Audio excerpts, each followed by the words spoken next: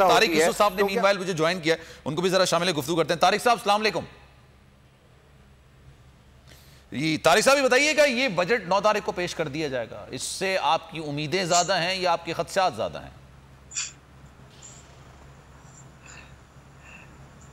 उम्मीद ही ज्यादा है, खदशा तो नहीं करना चाहिए, इसलिए कि पूरा एक साल आने वाला है। ठीक है। और हमें उम्मीद नहीं चाहिए कि आने वाला साल जो है हमारे लिए कारोबार करने में आसानियों का सबब बने। दैट शुड बी नहीं, ये तो प्रोग्रेसिव थिंकिंग है ना, मैं प्रैक्टिकली चीजों की बात कर रहा हूँ।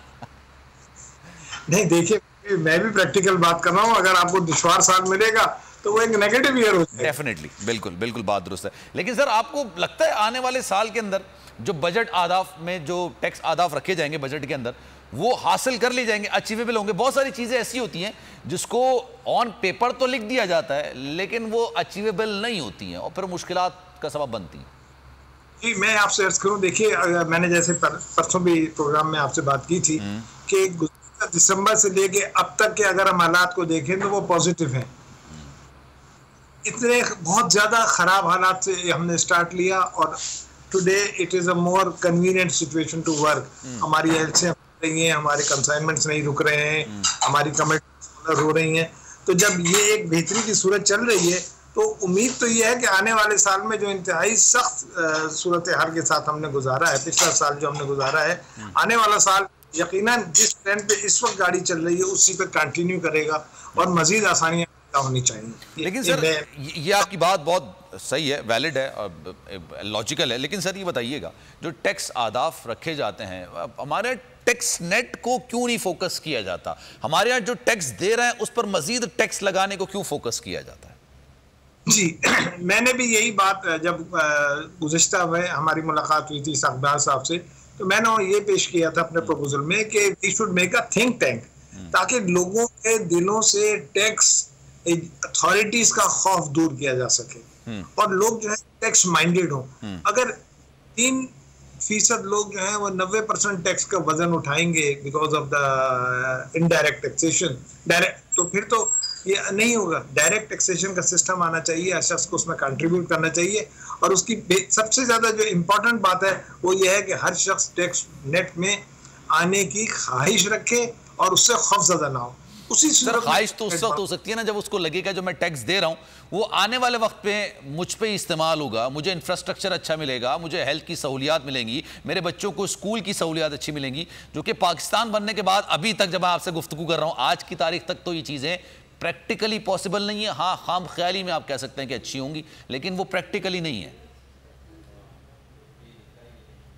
ना, वो है थोड़ा सा आगे की। मैं तो एक इनिशियल स्टेज की बात कर रहा हूँ कि आदमी जहनी तौर पे इस बात के लिए तैयार हो जाए कि I should be registered with the tax authority. अगर ये हम अचीव कर लें, हमारे पास इतने सारे एंटरप्रेन्योर्स हैं, हमारे इलेक्ट्रिक के कनेक्शन इतने सारे हैं जो रजिस्टर्ड नहीं है और इंडस्ट्रियल हैं। So that every should be, हर शख्स को कंट्रीब्यूट करना चाहिए और उसको इस कंट्रीब्यूशन में फेयरफुल नहीं होना चाहिए। और सर, ये टैक्स जब ज्यादा बढ़ता है तो टैक्स एवेजन भी ज्यादा होती है और टैक्स एवेजन से बचने के लिए इंसान पर उतना टैक्स लगाया जाए जितना उसकी आमदनी पर बनता है। आप सेल्स टैक्स से लेके आप इनकम टैक्स, फिर डायरेक्ट टैक्स, फिर इनडायरेक्ट टैक्स, उसके बाद फिर विदहोल्डिंग टैक्स, हर चीज पर तो टैक्स लेते हैं, फिर टैक्स एवेजन ज्यादा हो जाता है। कर रहे हैं जो टैक्स पेयर देता है, मैं बात कर रहा हूँ जो टैक्स नहीं देता उसकी बात कर रहा हूँ। उसकी निशानदेही कैसे होगी? चले मैं अगर आपसे पूछूं कि उसकी निशानदेही करें, कैसे करेंगे?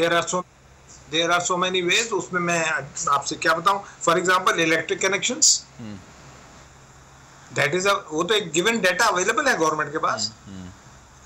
लोगों को राग़िब करना जरूरी है, लोगों को नोटिसेस, ऑडिट और इस किस्म के जो फियर्स है ना वो दूर करने की जरूरत है, उससे थोड़ा बचाना चाहिए। और वही बात अभी जब खुर्रम साहब भी ये बात कर रहे थे, खुर्रम शहजाद साहब, वो कह रहे थे कि जनाब हमारे मुल्क के अंदर अकाउंट खुलवाने के लिए इतनी मुश्किलात हैं, इतना कोई चेक एंड बैलेंस अच्छी बात होती है लेकिन एक हद तक होती है ना। अगर आप डॉक्टर के पास जाएं और डॉक्टर के पास जाने से पहले आपको 10 मराहिल से गुजरना पड़े तो फिर इंसान कहेगा यार मैं डॉक्टर के पास भी नहीं जा रहा। और ये बात एक आम इंसान के जहन में आती है कि अगर आप उसके लिए आसानी पैदा करेंगे तो वो खुद आएगा चीज़ों के लिए। मैं भी यही बात कहना चाह रहा हूँ, टैक्स फ्रेंडली इन्वायरमेंट लफ्ज है इसके लिए। हमें इस तरह बहुत सीरियसली सोचना पड़ेगा। और मैं आपको एक बात बता दूं, हुकूमत पाकिस्तान ये एक्सपीरियंस एक दफा कर चुकी है बाद में उसको कंटिन्यू नहीं किया।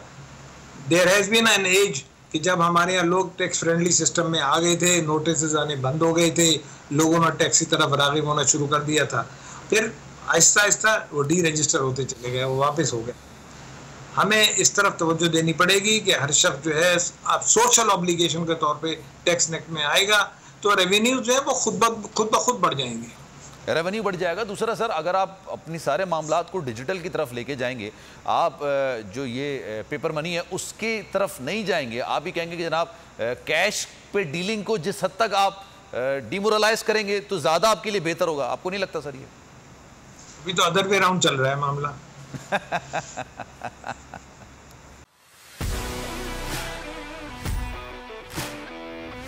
कहा तो था नहीं आऊंगा, पर आना पड़ा।